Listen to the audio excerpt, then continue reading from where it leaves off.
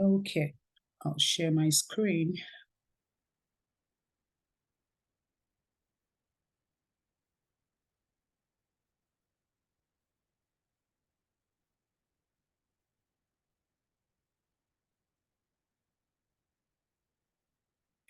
And so today, like I said, we're looking at early intervention for children with disabilities. And the objectives that we're looking at today is what is early intervention? What is child development or developmental delay? Why early intervention? What are some assessment tools that we can use? And then we'll also look at some activities to support children with delays.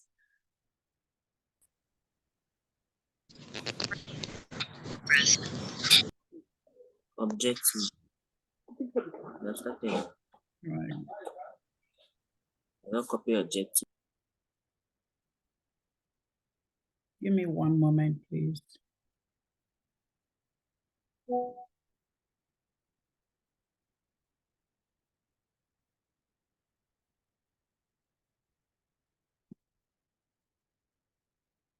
So early intervention is a system of coordinated supports. Underline the word coordinated. A system of coordinated supports, strategies, and services that promote the child's growth, the development of a child, and supports families during the critical early years. The idea behind early intervention is that a child can have a developmental delay, but that developmental delay can be better addressed when they are identified early. So when we discover early, we're able to provide support that will help to mitigate, from something being small to something being blown up, being big. When babies are born, they are born with unlimited potential, but it's up to the parents, it's up to the teachers, it's up to the caregivers, it's up to the government to help give them a good start. And so when children have some concerns that you look at and you're wondering, there may be something wrong. I don't think this is going on well. I don't think this is right. I don't think this is. Even as a parent, then you want to begin to ask questions early. And so providing early intervention is critical to, lifelong success. It's not something that we should trifle with. And I'd like to say that there is no downside to referring a child early for intervention, intervention services, as we call it.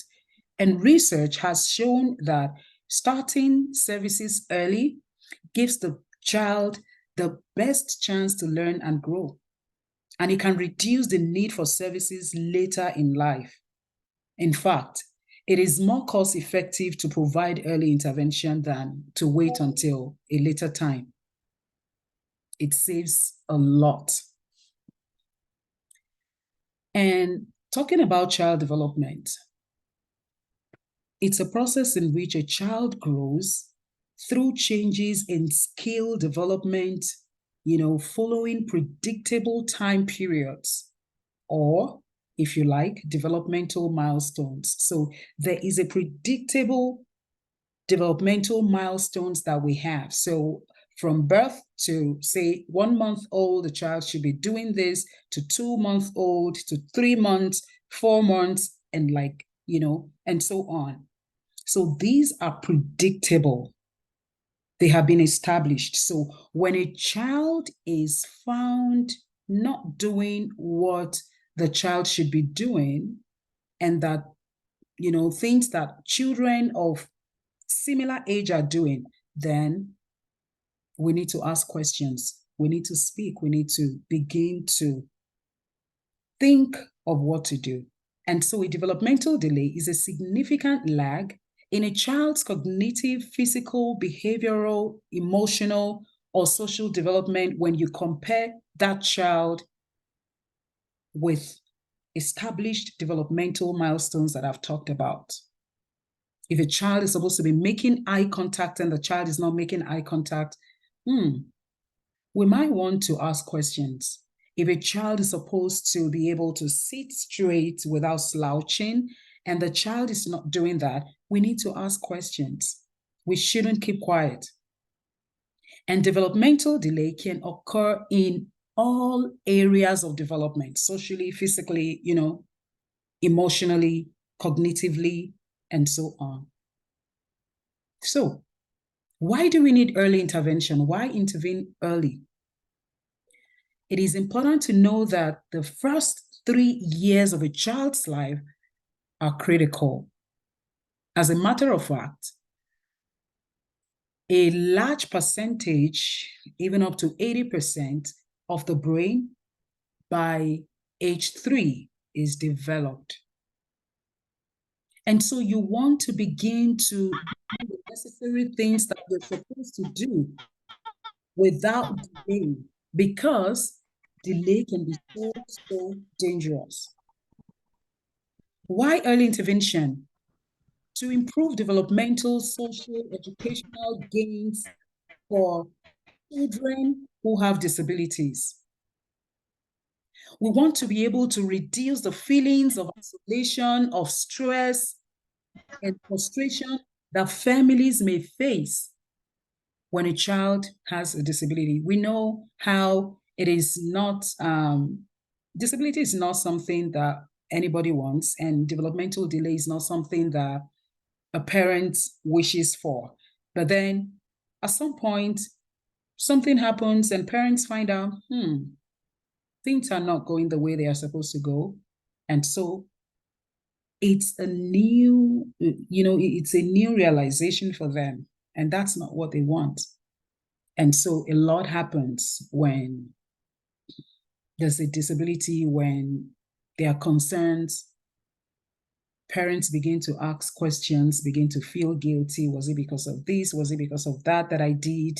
Was it because of this medication that I took? And so on. And so we want to help to reduce the feeling of isolation that they may face, the stress, the frustration that comes with, such experiences. And then to also help the children with disabilities or who may have developmental delays to grow up becoming productive, independent individuals without having to become people who are not able to work, who are not able to manage their emotions, who are aggressive, or who have behavioral disorder, or who are not able to do the things that they are supposed to do. That's why we need to intervene early, and to also reduce the future cost of special education, rehabilitation, or some other healthcare needs. Statistics show that when we intervene early, most of those children would not need special education intervention in the future. And some who may need it will need it minimally compared to if there wasn't intervention. And so, why wait? We need to start early. And that's the reason we're making this presentation today, starting early. I would like us to have a discussion. I know that some of us that are here will be, I know we have teachers, I know we have parents, I know we have heads of schools.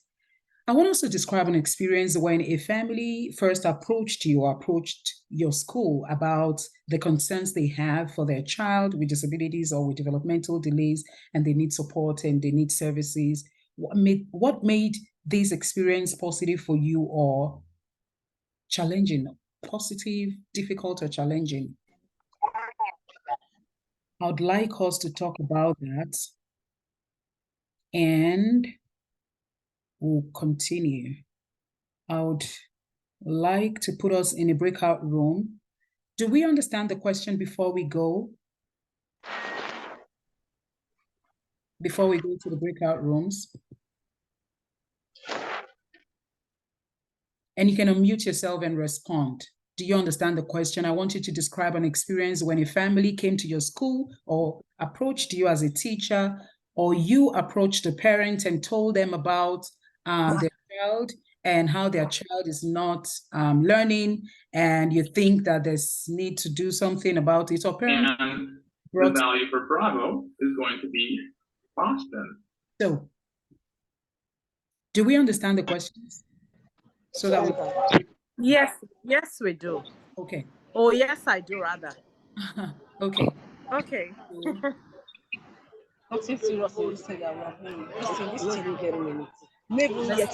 Breakout Look rooms. up. Join your breakout rooms and discuss.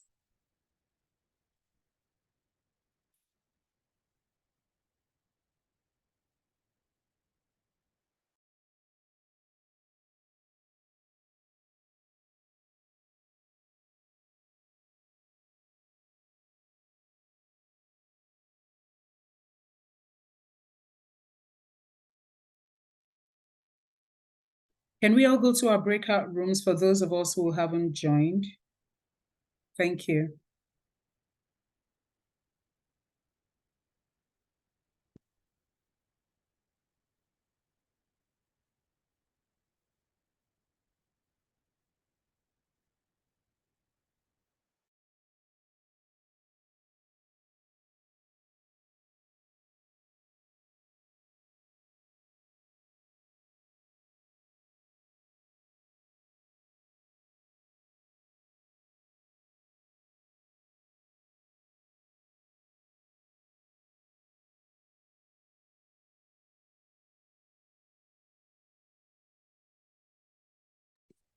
Hello.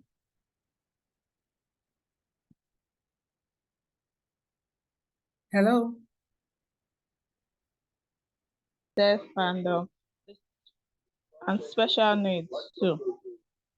Mostly when we have early intervention, it's always very positive to us, whereby children with special needs are being brought early, as early as 2, 3 years old, to have to be educated. But most times, I think the challenge we face is when parents keep these children at home for a very long time, and they bring them when they're around, some even 14, 12, 8, before bringing them to school. And some of the things they do complain about is the money for the rehabilitation or for a special needs school center, that they can afford to pay for them. Okay. But those who, yeah, Angela, thank for you. those who are able. So what I can pick from what you said is you have parents who bring in their children as early as 2 years old, and then you have some other ones who bring them much later, right? Even as old as 15 or 14, you said. Yeah. Okay, thank you very much. Do we have any other person? One more, and then we'll continue. But that's fine if we don't have. Thank you very much for sharing out. I appreciate that. And so parents have different experiences. Ajala told us, and Felicia also shared with us, as a mother of a set of triplets. Two didn't have, I would say, were typical, and then one had some concerns, and they had to begin to intervene at 6 months old.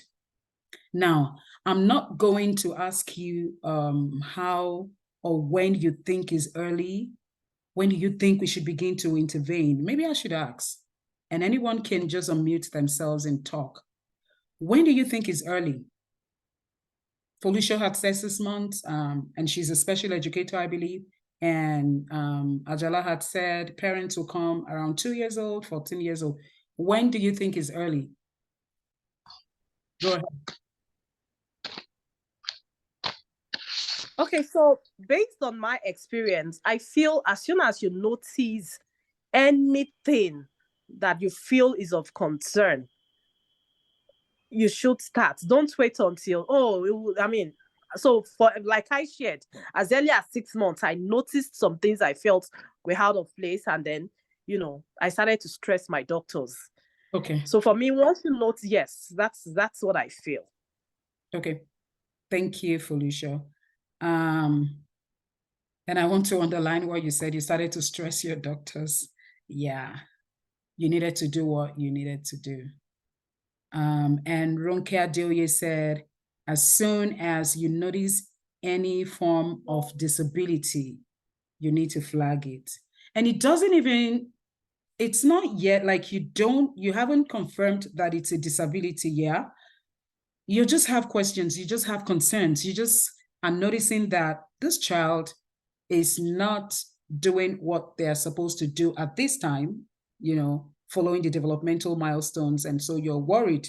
And so you're asking questions. So we can't even say there's a disability yet because we have to do screening, we have to do assessment, and we have to be able to say, oh, okay, based on these parameters, we can say that this child has a disability. So it doesn't even come as a disability yet. Although there are some children that you would see, for example, if someone was born, there's blindness, the child can't see, but then we still have to carry out the assessment. We'll leave that. Someone said as soon as an abnormality is noticed, interventions should start. I agree. Thank you. Okay, so we move on. And now we begin to talk about assessment in early childhood special education. Now, let me go back to what Felicia said. So Felicia said when she had her set of triplets, she at 6 months, she noticed there was something going on. There is this neonatal screening that is done when a woman gives birth. Neonatal screening would help to see, is anything wrong? Is everything fine? Are there concerns with the eyes, with the ears? Neonatal screening will give you some information. And right from the hospital, the mother is given a referral to a specialist who will be able to address the area of concern. So neonatal screening is critical because it helps you. Like you don't have to wait for 6 months if there was a neonatal screening. You don't have to wait for 2 years if something was already flagged. Although there are some things that wouldn't show up and will show up later. But I'm even saying that neonatal screening would help us find out if anything is of concern, and we need to begin to pay attention to that. And talking about early intervention now, and from what people have shared, it's something that needs to start as soon as you notice that, this child I don't think everything is right with this area, with that area. A child is not able to, stand when they're supposed to stand. And you feel you don't know the answer to the question you're asking, you need to flag it. And so we go to assessment. That's what happens next. So you talk to someone and then they want to check, they screen your child to see, are there concerns? When there seem to be a concern, then we assess the child. And when it comes to assessment, a lot of people, it's a teamwork. And if you go back to the very, when I was talking about early intervention, I said it's a system of coordinated support. So you have different professionals coming together to provide early intervention, to provide assessment, to screen, and then early intervention. And so you have all these people take a look at the child, and then they are able to come up with, their report. And because you're dealing with a young child, do you know that even children as early as infants, you're able to assess them, you're able to observe, and you can tell if something is going on. I have a student who the left ear didn't develop fully. It wasn't fully formed. And so the child has microtia, I believe. And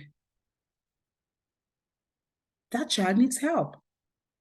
But the parent already knew because they were told, and then were referred, and then they got the assistive technology to help that child. So there's a bone conduction hearing aid that can assist that child, with sound, moving from one point to another, and for the child to be able to pick sounds in their environment. Imagine if that wasn't identified. Imagine if the parent didn't know that. It would take a while because people would say, like Felicia said, or Ajala said, it'll be okay. Like, you're just being worried. Give it a little time. You're just, you're comparing the second, to the first. Don't worry, give it a little time. It might be better. But that's not it. And so that has been addressed, and the child as old as 3 months or 4 months has the bone conduction hearing aid already. And I'll show you, you'll see what that is in a bit. I have it in my slide. You would agree with me, that's early intervention, and that's the whole essence of it. And that child begins to get used to it. And that helps. Imagine waiting until the child is 2 years old. And remember, I told you that the first 3 years of a child's life are critical. The brain is forming, or all formed. Yes. Not all formed, I mean, largely formed. And so you don't want to joke with those years. And that's why when I see parents who present their child at the age, Ajala said 15, the child is just coming to school for the first time at 15 or at 14. How do you think that's not early? Like, a lot has happened. Brain formation, almost all done, and that's not helpful for that child. And so you have all these professionals come together, take a critical look at the child, observe the child. In the child's natural environment, the child is playing, the child is doing what they would usually do. And all these people do, you can see how they're sitting and just watching and observing. And each professional is taking note of areas that concern them. And they are making note of that. And when they come back and sit together with the parents, they are able to discuss. I think, this is this is that. And so that's what happens when assessment is being done. And then there are different types of assessment and assessment tools. We have the formal assessment, we have informal assessment. I would like to talk about informal assessment, especially for children. Informal. And we call, an assessment play-based assessment. From the name, it's play-like. But then you are getting the information that you need to help you make a decision about that child. There's one called Teaching Strategies Gold. It's an authentic observation-based assessment system for children from birth through kindergarten. And I can give you the links to all of this, later, because there wouldn't be time to talk about all of them. And then we have the ASQ, the Ages and Stages Questionnaire. Very easy to use. Very easy. Like, you don't need a lot of training to use it. What you need to do is, so depending on the age of the child, you calculate the age of the child, the date the child was born, and the date that you are carrying out the assessment. And then the questions will differ the questionnaire will differ, from child to child based on their ages. And then you begin to ask the child to do the things that are listed on that questionnaire. And then you're able to identify areas. Of course, that will be calculated and you have the result. And then you know the areas of strengths and the areas where you need to work on. Then we have the TPBA, the transdisciplinary play-based assessment. That's another easy one to use. Easy. You know why? They are play-based because you're asking a child to stack blocks, and then you're watching the child stack the blocks. And then the assessment tools tells you what to do when the child is able to stack the block. Maybe you want the child to stack 6 blocks, and then you're watching the child stacks 3 or 4, and then maybe did it the first time, got it right, or the second trial.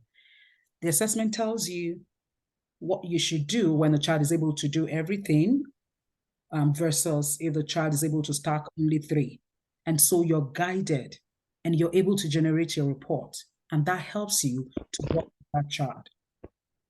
So it's not supposed to be hard. I like to talk about observation. And remember, because we're dealing with young people, as a teacher, as a parent, you need to be observant. You need to know what to even observe when you're looking. So observing is not just like, I'm sitting here and I'm looking. Let's take a look at this again, this picture again. What are they doing? The professionals seated there are taking a good look at different areas, be it gross motor, be it fine motor, depending on the activities the child has been asked to do, be it social, emotional, be it physical, be it whatever you want to call it. They're able to see it. The nurse is even there. It's part of the team. And they are taking note. So you need to know what exactly observation is and how to observe. And then, what do I look out for? So you need to know the developmental milestones so that you know, I'm observing a child of 2 months. What should a child of 2 months be doing? You should know. And then you're able to observe vis-a-vis what the developmental milestone says for the child based on their age. Observation is critical. You know what to observe, and then you know how to record it. And so when we're done with our observation, you did your assessment, then, like we have IEP, Individualized Education Program. For little people, little children, here in the United States, they call theirs Individualized Family Service Plan. And so family is included because you're dealing with a child. And so the family has a lot of role to play. So it's for the children, but the family is going to have to support the child a lot, because whatever you're doing with that child, you're doing in the child's environment, like the child's natural environment. So the family determines the outcome for the team to address. The family focuses, the IFSP focuses on both the child and the family. Unlike when it's IEP, it's on the student that you're working with, although you're still working with the family. There's a service coordinator who is the team leader, and the services are provided in natural environments. It includes the early intervention services and supports needed to achieve the outcomes. So I just thought to mention, IFSP, and if we need to learn more about that, it's a whole lot. What goes into an IFSP? What shouldn't go into an IFSP? How do we develop it? That's something to be talked about. And I'm happy to do that. And so let's look at areas of development, different areas of development. And we want to, so what if your child, a child you're working with, or your child isn't holding their head up, isn't rolling, isn't sitting, crawling, or walking at the same age? We talked about the developmental milestones. What if they're not doing that when they're supposed to do that? Remember, they are still young. There are activities that can be put in place to help support the child, not when the child is, not when there's a time lag. Remember, we're talking of doing it early. So gross motor skills are skills that require large body movement. The large muscles of the body are performing these functions. when you need to stand, when you need to walk, when you need to run, when you need to jump, when you need to sit up right at the table without slouching, you know. You look at some children. I have a child in my classroom, in one of the classes that I work in, and the child has, you know, the muscle tones are weak. So the child needs a lot of support to be able to sit up. So there's something that we place that she rests her feet on. And then you have to be watchful because the child can just like slouch and just go right under the table. But you have to be watchful. While the child is receiving attention already at that young age, the OT, occupational therapist, is working with the child, the speech therapist is working with the child, different professionals working with the child just to be able to provide support services to meet the needs. And so I have examples. What are some activities that we can do with those children just to be able to build those gross motor skills? Some of these activities are not expensive to come by, I would say, but there are some that you would really have to provide the equipment that are needed. And when you provide them, be it a school, be it as a parent, you wouldn't, there are some of them that you wouldn't have to buy. Yeah. But then you want to make sure that the school that your child is attending, if it's a child who needs these services, provide them. Because when they don't have them, those skills will not be developed the way they are supposed to develop. And so we'll take a look at them. I hope they play. Can we hear the sound okay?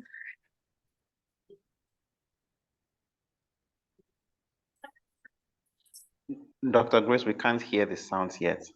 Okay. Thanks for that. Let me share the sound.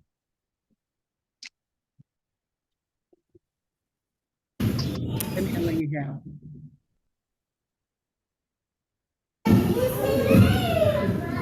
Do you? Hear the sound. Yes. Sure. Go Zoe. Go Zoe. So you can see the child walking on the balance beam. Go Zoe. Yes. Yes, ma'am, we can. Yeah, so the child is walking on the balance beam. So imagine a child whose gait is not, you know, balance is an issue, the coordination. That's an activity that would help. And the child does that from time to time, and it makes a lot of improvement. We'll keep going.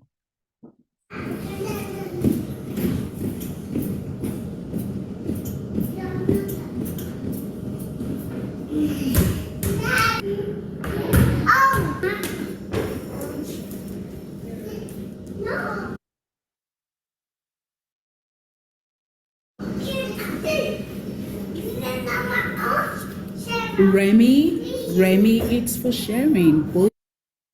Okay. Hudson, come to Big Red right now.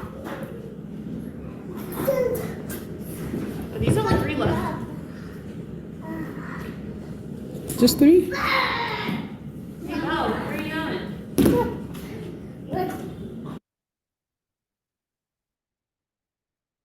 I'm sorry. Come back here, mister. Okay, that's that.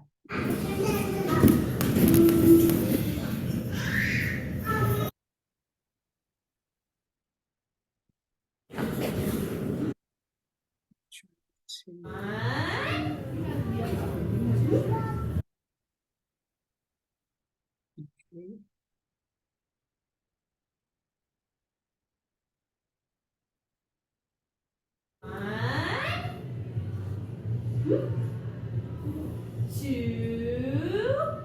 This is in a classroom. And here comes 3. And from day to day, you know, every time you're able to support those children who need it to do this. Annie's. And not just children who need Annie, it. go get your turn. Yep, and then you can do it again. I think Bo wants to turn too. Bo is now. So not just the children who need it, because it's in the classroom, you know, other friends will come and say, so you're doing it for everybody. There's something called universal design. universal design. It works for everybody. So you're doing it for this child, it works for everybody. It's just like having a ramp, like you're going into a building and there's a ramp. It's not only persons who are on wheelchair who can use the ramp. Even people who are not on wheelchair can use it. So it's something that works for everyone, and it helps all the children in the classroom. That's your shirt. Shirt. Where's your shirt?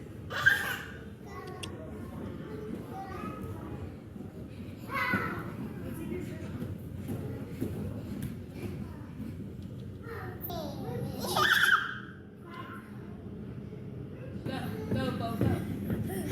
Whoa. You're going so fast.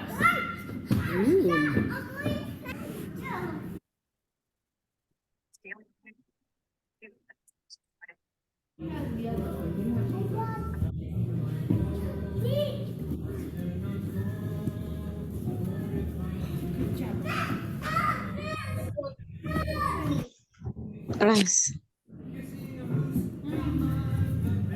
Trying to walk away from it. It's not his. Okay, we'll move. And so those are activities that require the children to move, to walk, to jump. They are helpful Okay. because they are helping to build the skills that the child is deficient in, or is lacking, or is having delayed development. They're building that. Okay. This one is stab you. Leave it. Okay, so these are pictures. That's a tunnel that a child can crawl, go through the tunnel, and they're doing it happily. But then they are strengthening their core muscles. That's helpful. They are pushing against the wall. That's helpful. There are different activities that wouldn't even cost you money, and we can list them all out. And then you're helping the children do those activities based on their needs, and they are helpful and will be better for it. They are climbing. You can have a climbing wall in your classroom and it will be helpful for the child. You can have, the swing in your classroom, and the children are able to swing, they are moving, it gives them that help that they need, climbing. And then all of this can happen in the classroom, not just on the playground. And then we go to sensory. Some children have, there's something called sensory overload, a lot of sensation, things happening, that they are not able to, it's too much for them. For some of them, it's not enough. For some of them, it's too much. And so when that overstimulation happens, with one or more of their senses, it could be a loud TV, it could be a crowded room, it could be a noisy place, it could be a smelly cafeteria or a smelly place. So there's suddenly too much of information coming through their senses. And that's too much for their brain to process at that time. And so there's a problem. We can help.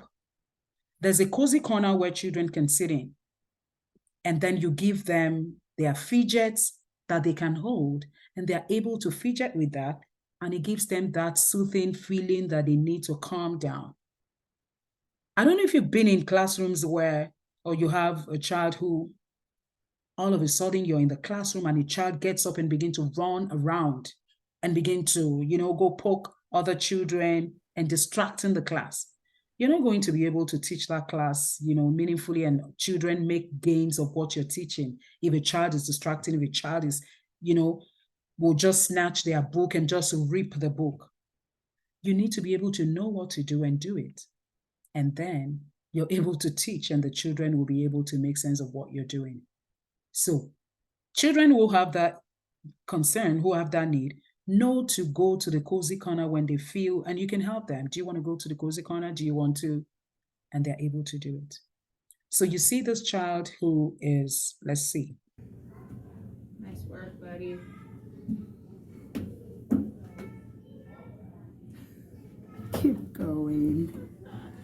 that mountain. Climb that mountain.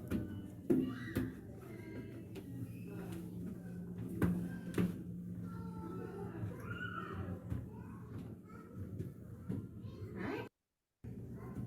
Nice work, buddy. What the child is holding is heavy, is a weighted tool, heavy, but the child is carrying it, and then it's helping to regulate the child's, the sensory activities that are going on. The child is in the classroom and the child is running around and the child is disturbing and the child is just restless, and you can get them something to do. And that helps them to be able to calm down. There's something called a sensory break. Give them a sensory break. And they go out, or it might be in the classroom in one corner, but you already have your fidget tools or you have sensory break tools that you go to and give them what would help them at that point in time. And so when the child is all done, the child goes back to the classroom if the child left the classroom in the first place.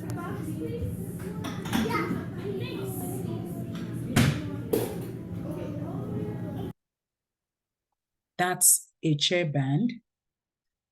Some children, you would see them with their legs, kicking other children or just wanting to do something with their legs.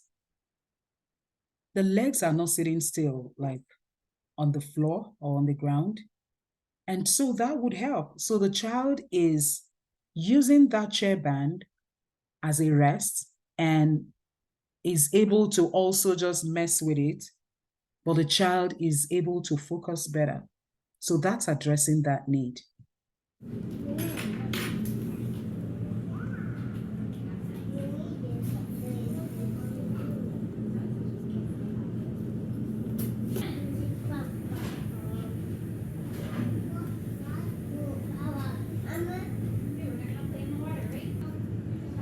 It's the same thing with that.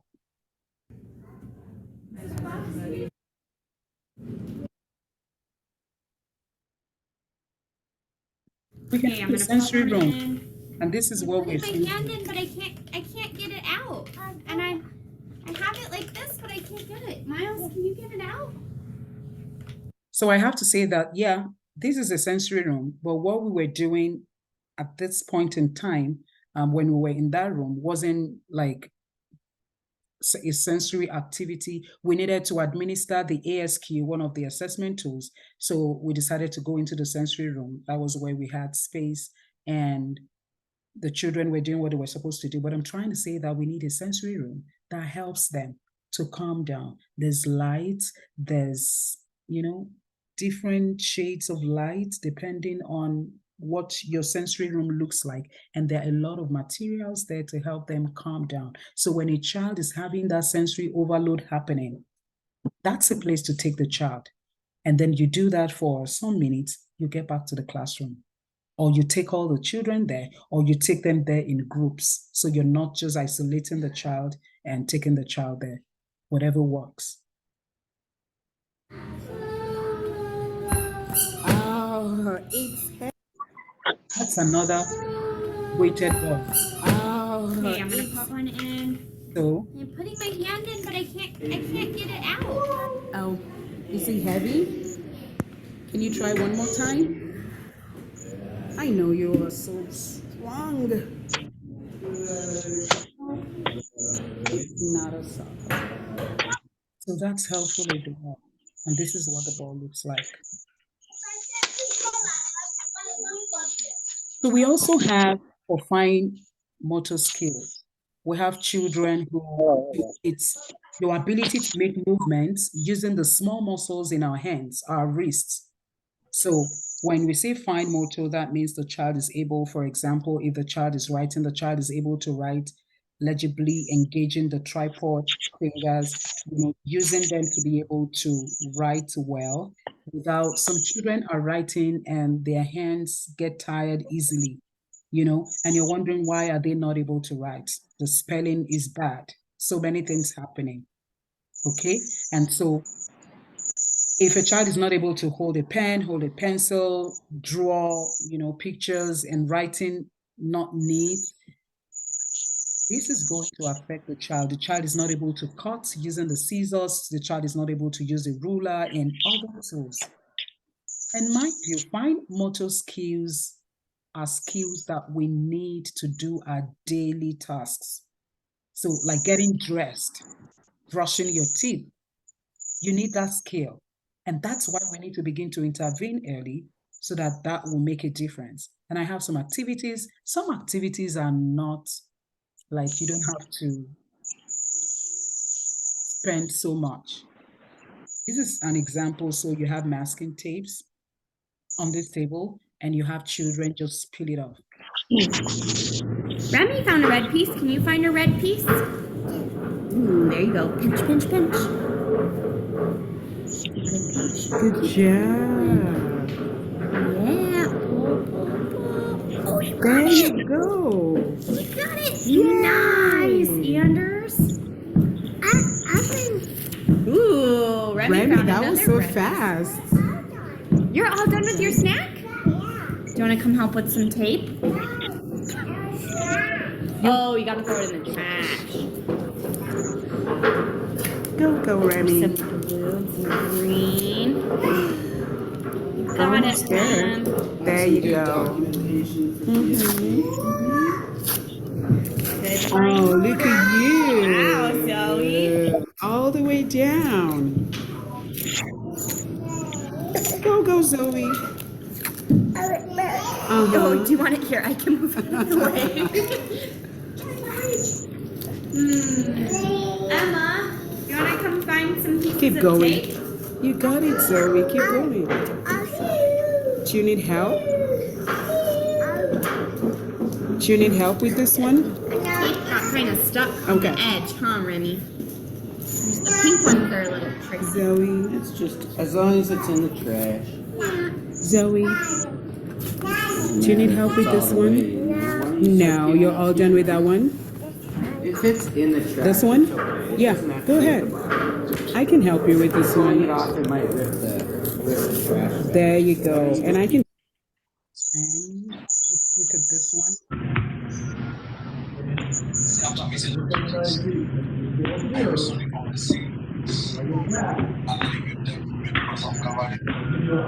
I confess my Lord and Savior. Please come into my heart. Save my soul. Deliver me from the power of darkness. Go back to your work. Okay, so that was me just popping that up and, just activities that engage your hands. And you don't have to spend so much to get some of them done, to make some of them happen in your classrooms.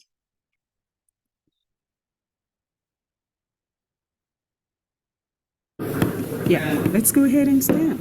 Oops. Can you show me how you use that one? Yeah. Do you want to try this one? That one? Okay.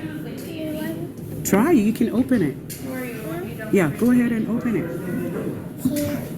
You can. Do you need help? Yeah, you can ask. Help me, please. Okay, I can help you.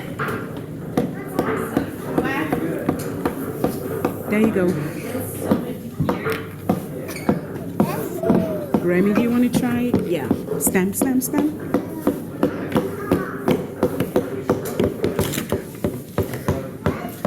Go ahead. I mean, even the process of opening the stamp pad is something that is helpful. And so it's helping to strengthen the wrists, and that's helpful as well. Let's look at one more. Do you need help with your water bottle? Huh? Push? Yeah, you can push. Push right here. Push. Push. Okay, let's do it together. Okay? Put your finger on it. Let's push. Yay, it popped open. There you go. Okay, let's see where we are. I was talking about sensory break. the other time, and I don't know, do we have maybe one or two people, let's say, do you have any experience you want to share about, a child in your classroom, maybe with behavior concerns or sensory processing disorder needs, and you just want to share what that looks like in your classroom? You can go ahead, unmute your mic. And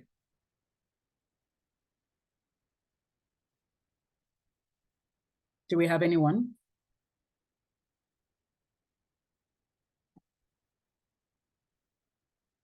Otherwise, that's great. Like if you don't have students who run around the classroom, and some even have, injurious behaviors and would even like inflict injury on themselves, like bite themselves or bite other people. Some of these things can really be mitigated if we intervene early. And that's one of the benefits of intervening early. So the sensory break is a short period of time during which a child can take a break from, what's going on in the classroom, from their regular activities, and engage in something that gives them that sensory integration input. And so that can help them regulate their emotion. That can help them stay on task. That can help them focus. So it's helpful. In your classroom, there may be bright lights, and you don't know that that's an issue for a child. That's why you need to have a sensory profile of every child in your classroom. That helps you to know, if there are children who have such concerns. It may be too much, there's loud noise, or there's a smell that is too strong for a child. That would help you to know. And there are a lot of fidgets that are helpful. And so there's nothing wrong with a child fidgeting with a tool while the class is going on. You may be worried that that will distract the child or distract the other kids. No. So the child would be trained to use it, and the child would understand what that is. That this is a tool. Other children will be asking you to say, oh, can I have one of that too? Can I use that? But you let them understand that this student A is using this because it helps them do X, Y, Z, and they understand it. And sometimes they can use it as well, even other members of the classroom. Remember, we talked about universal design. And so there are a lot of them. And one thing, even in my classes in the university, there are adults who use it. Sometimes, does it not happen to you that you are sitting and maybe you're listening to someone, or you are doing one thing, or just sitting, and you're sitting for a long time, you're feeling like you're not focusing, your mind is somewhere else, and something is happening to you. As an adult, you can have this in your hand and you're just fidgeting. What are you doing now? Focusing on what the presenter is saying. That's helpful. So not just for the child, Go and watch your hand. For You you put on as well. Okay. Can we please mute our mics so there is no interruption? Thank you so much. And so I'm saying, even as adults, these are helpful. I've used it before, and I had my colleagues use them even when we're in professional team meetings, like trainings. They are made available. So you see them there. You just go take whichever one you want. Every table has fidget toys, and you can use them. Like you just fidget on them and you're doing what you're doing. So if adults can use them, if adults have need of them, why not for kids? They need them more. What is so large? And so I talked about assistive technology earlier on, and I told you about noise canceling headphones.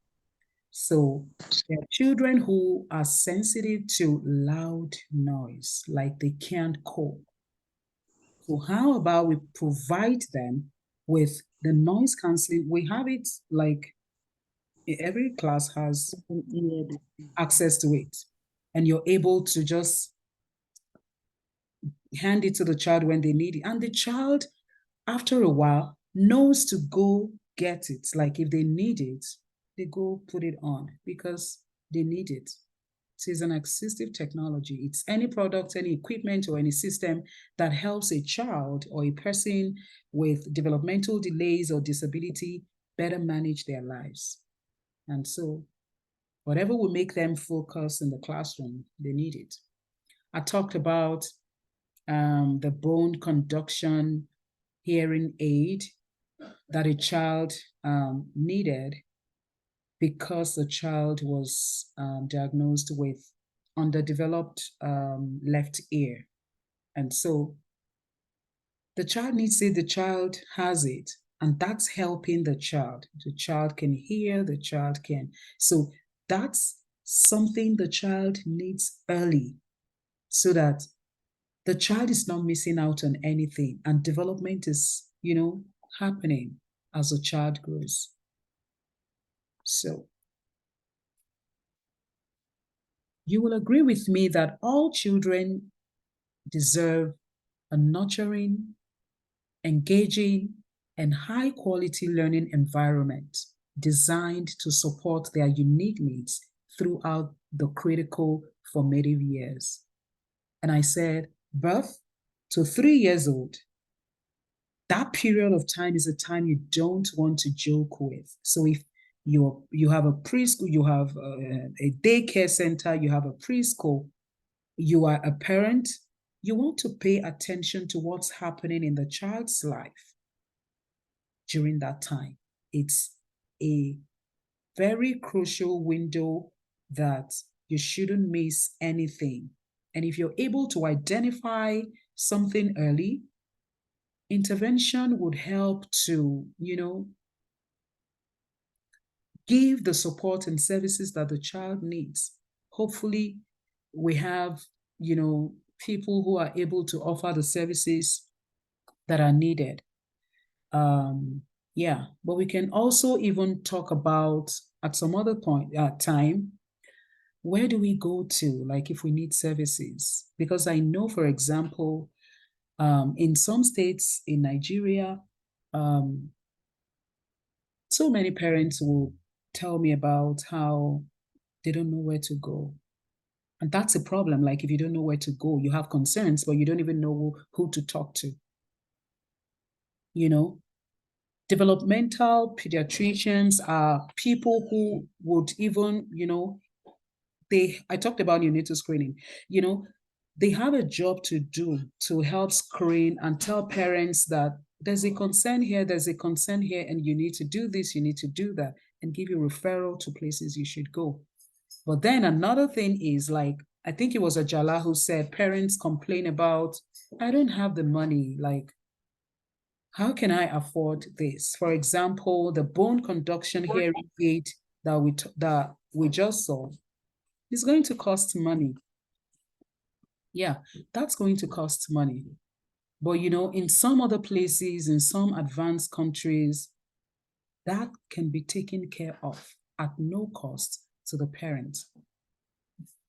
But it's not the same in every place. For instance, early intervention program, for infants, for toddlers with disabilities in the United States, they call it Part C of the Individual with Disabilities Education Act. And so it's a federal program, and it provides services and supports to children. There's the one from birth to 2, and then from 3 to like 5. And so parents are able to, if you just notice that there's something going wrong, or even a teacher notices that, you are obligated to call the child find. That's what that office is called, child find. They even go around, they have a program going around looking for children who may have such concerns. And then they begin to do what they're supposed to do. They take it up from there. There's screening, there's assessment, there's evaluation, they write the reports, they develop the IFSP, and then they monitor the progress, and they carry parents along. And that's at no cost. Once a child has been determined or identified and the child is eligible, then it's at no cost to the parent. So you can imagine if a child needs this assistive technology and the child is able to get it, it will go a long way in helping the child. So are you concerned about your child or your student's development? We need to act early. We need to act early. There's no need to waste time. And that will be all from me. So do we have questions? I want to thank you for, this time that you have stayed on to listen to this presentation. If you have questions, I would like to take the questions now and I'll stop sharing.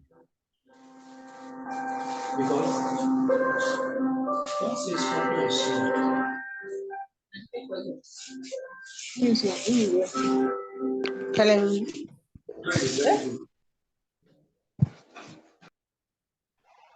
So do we have questions? And you can put your questions in the chat box as well. If you have questions, you can put it in the chat box as well.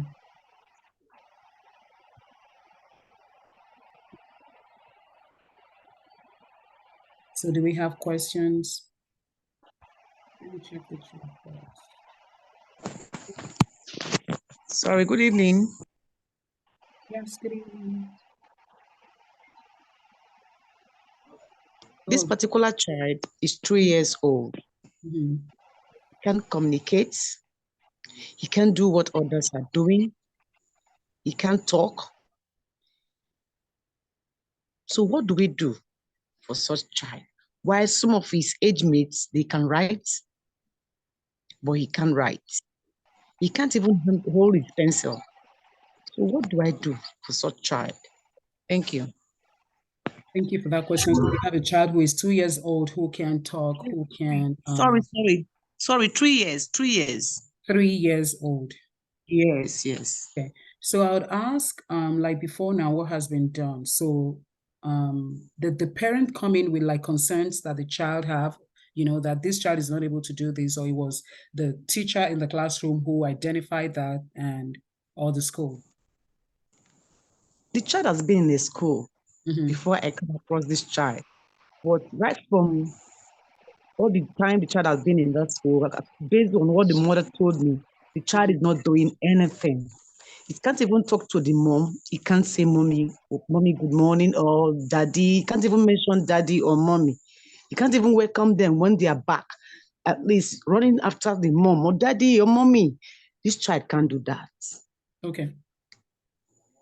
So like we discussed, an assessment needs to be done. The child needs to be evaluated to see or to tell what's going on. So telling or like identifying what is the issue is not something that, you look at a child, okay, this child, I think the child is, no, we don't assume. We have to be able to evaluate to know what is going on. We have to be able to check. And so when we don't do that, we can't say this is what's going on. So what state are you in? Oh, I know you're from Nigeria. Like, where in Nigeria are you? Is the school? River State. River State. River State. Yes. So you can find and you can like send me an email, and then we can find psychologists who do psychoeducational evaluation there. I don't know about River State, but I know Lagos and I know some other places. But then they can also, like, if we contact them, the ones in Lagos, they should be able to tell us who in that state can help. And that would be the first thing to do. One thing they can get from that evaluation is they're able to tell what are the strengths of a child and then the areas of concern. And then the parent will be asked to, the history of the child, when the woman was pregnant, the prenatal, the perinatal, and the postnatal experiences, what went on, was it a full term, was it a pre, all of those questions are necessary to be able to make a decision. They would help in the assessment process. So it's not something that you can look in. But in the meantime, so the child is not talking. The child needs different forms of communication. So not just verbal, it can be sign language.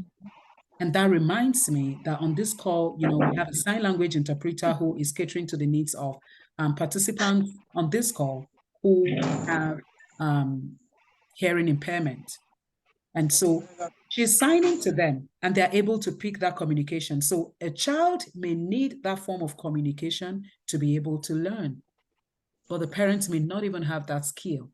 And so that's what the parents should know about. There should be options presented to them after the evaluation has been done, which will then help the child. The child may actually not be in the right school at the moment because you may not be able to provide the services that the child needs. And so that's a disservice to that child because the child is not learning. Imagine if the child who is teaching that child doesn't even understand the language to communicate with that child. And so what happens in my classroom, for example, is children like from infancy, toddlers, the preschool program mostly would begin to use alternative means of communication. So we sign to the children. So I've served them food now. The child is telling me, I want more, I want more. The child may not have the language, but the child will do more. So that tells me the child wants more food. The child can say, oh, like more, but the child is also signing. That's one thing we should do. We should begin to teach them other ways of communicating their needs until they are able to then verbalize and make their needs known or be able to express themselves. So we're not just limiting them to the option of just verbalizing what they want, but they are saying, oh, I want this. I need this.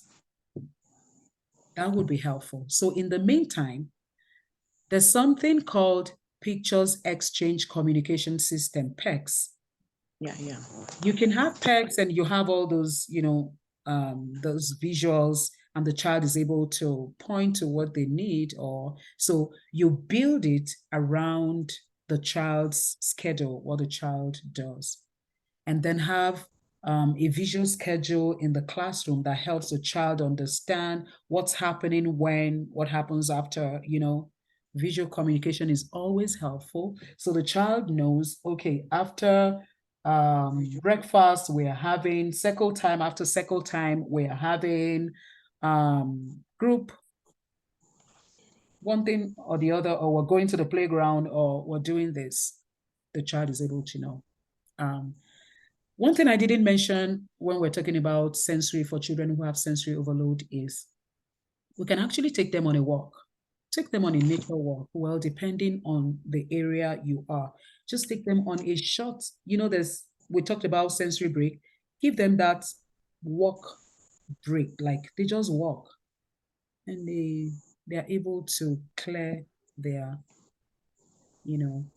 heads, so to speak. I don't know if I answered your question, but there's more to be done, which would begin from evaluating the child. Thank you. I have Martina and Tino. Yeah, go ahead, and I'll take some questions from the chat. Please be quick. Yeah, Martina, you have the floor. Okay. Good evening once again. Thank you so much for the privilege. My name is Dr. Martina Antino, calling from Calabar. It's not really a question. It's not a question anyway, but it's a kind of contribution or what parents are going through or what our society are like. In this part of the world, I've discovered that so many of the parents that I have seen with children with disability, they are not ready to accept the fact that their children have disability. That is one. Even when assessment is done and they have known that this child is this and attention needs to be given to this child, most especially in special school. They are not ready to take this child to special school. And then you discover that these children, they take them to regular school where attention is not being given to them.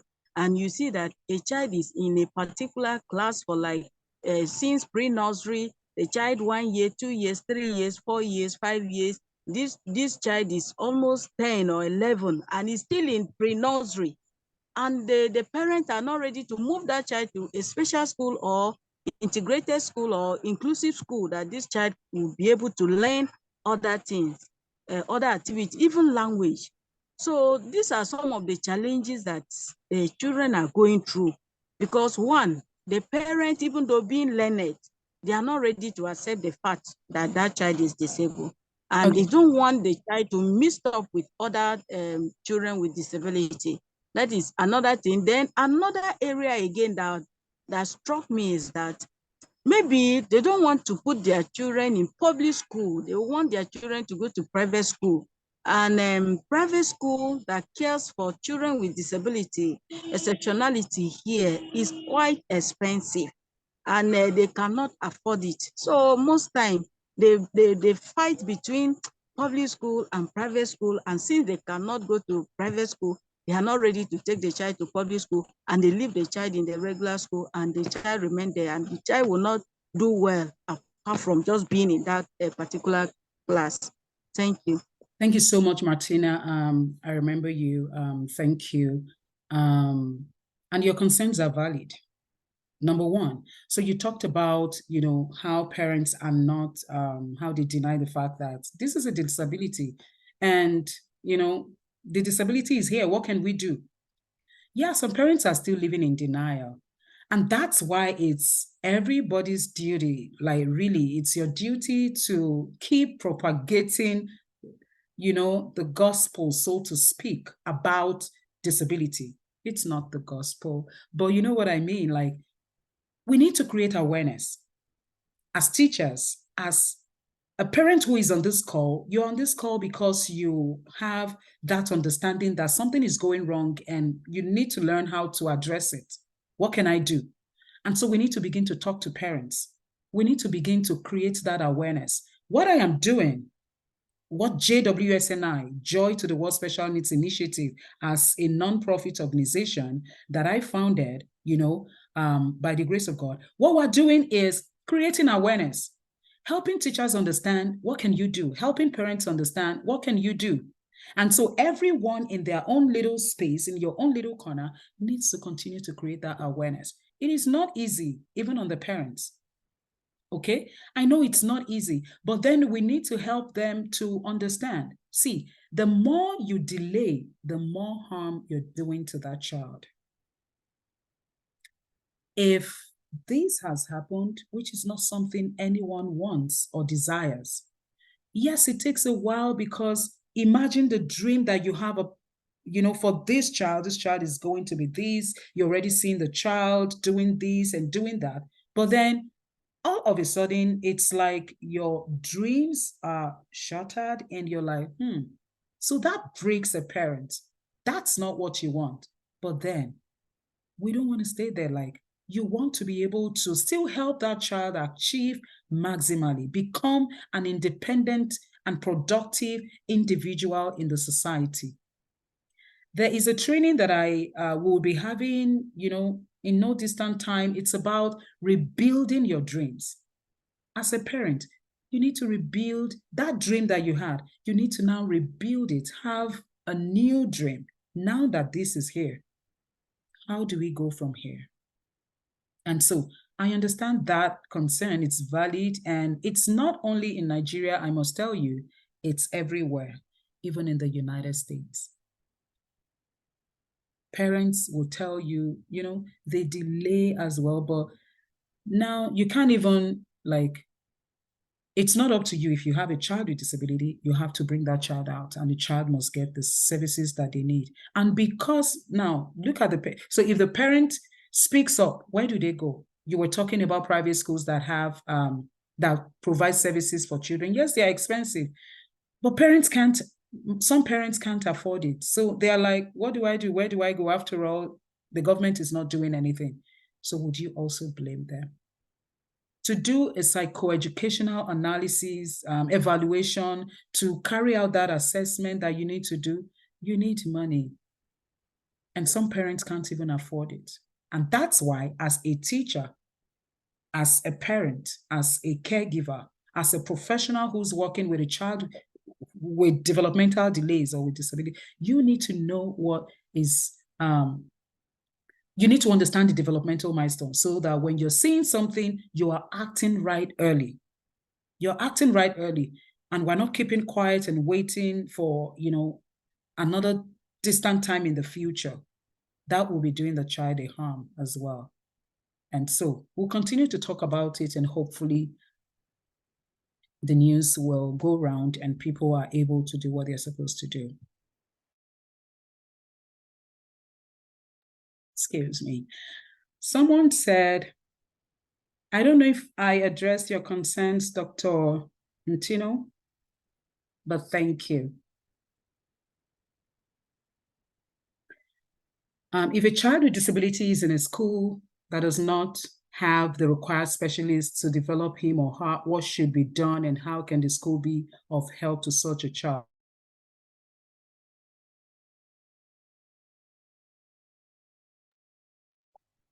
So if a child is in a school and the child is not getting the help they need, is to help the parents understand that this child is not learning here. And maybe because you have seen that the child has maybe a disability or there are some concerns with learning and all, you need to invite the parents. There has to be a talk. You as a school need to also know centers or individuals who also do evaluations. People, psychologists who offer these services. You can start from there. So if you know them, then you're able to provide that information to parents, because you don't just want to send them away and say this child cannot benefit from being here. You also want to be able to send them to the right place. And when they get there, hopefully they're able to get help. Thank you. I see your hand up. Techno, I see, but I'll come back to you.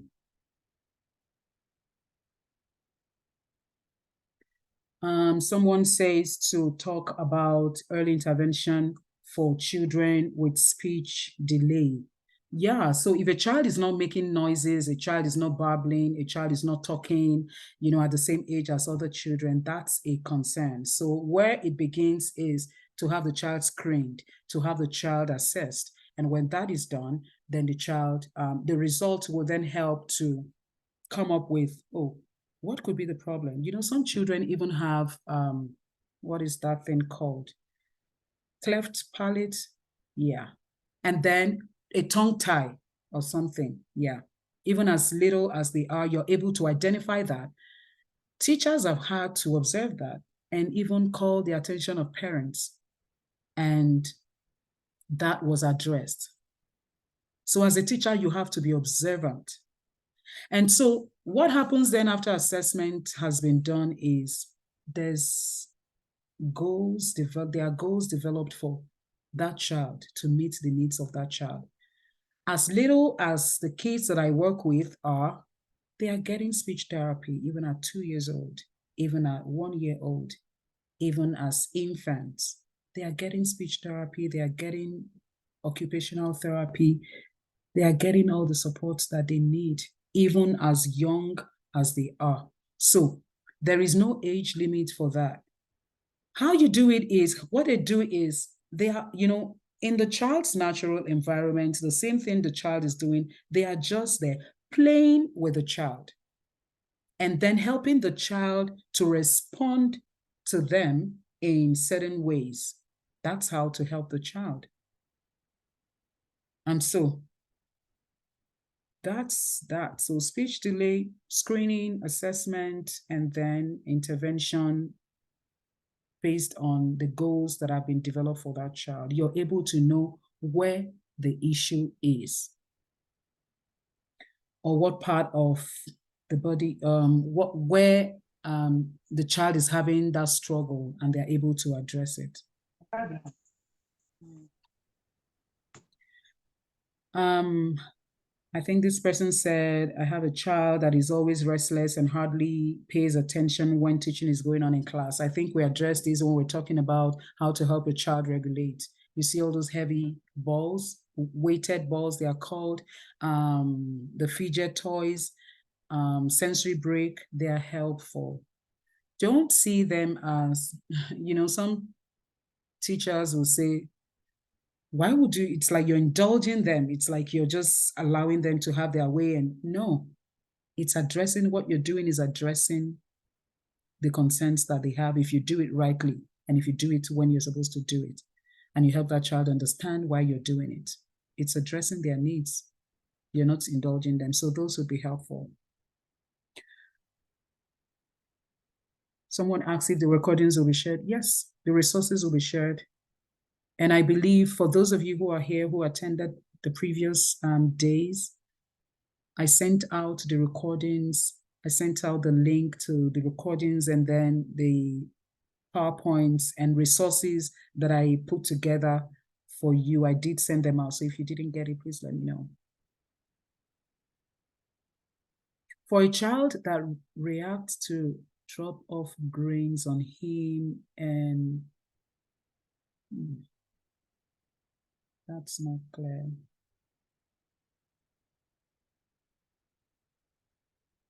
How can we curb or reduce a child of 5 years or 6 years that talks too much even before you ask him or her question, the child has started talking?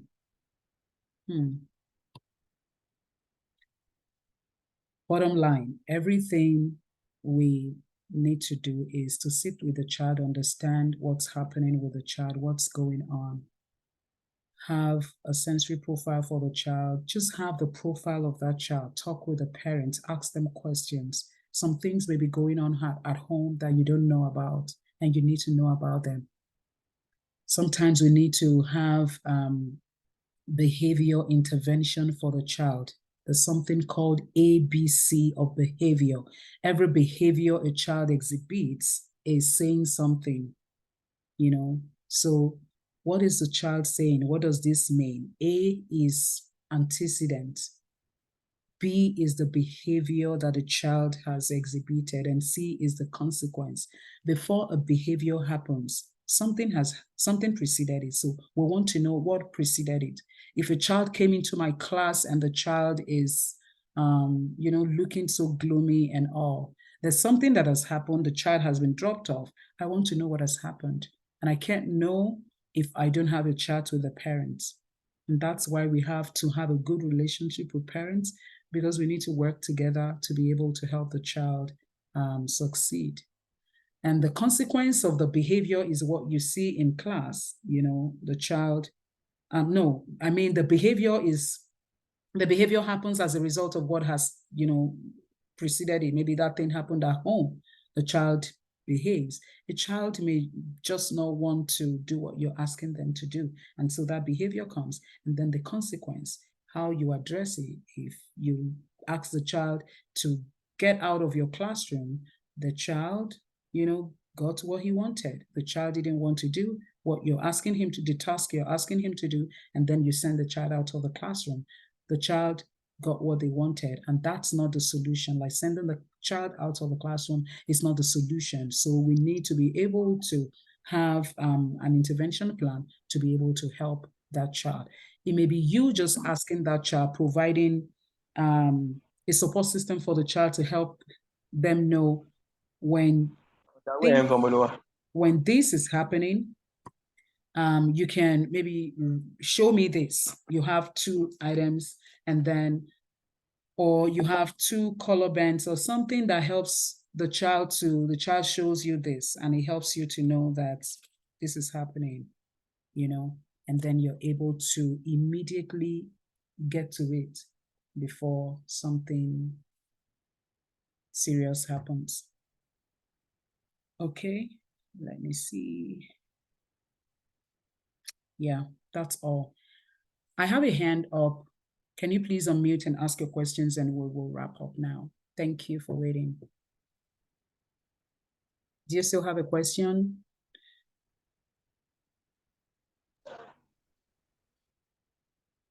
Okay, the hand is down.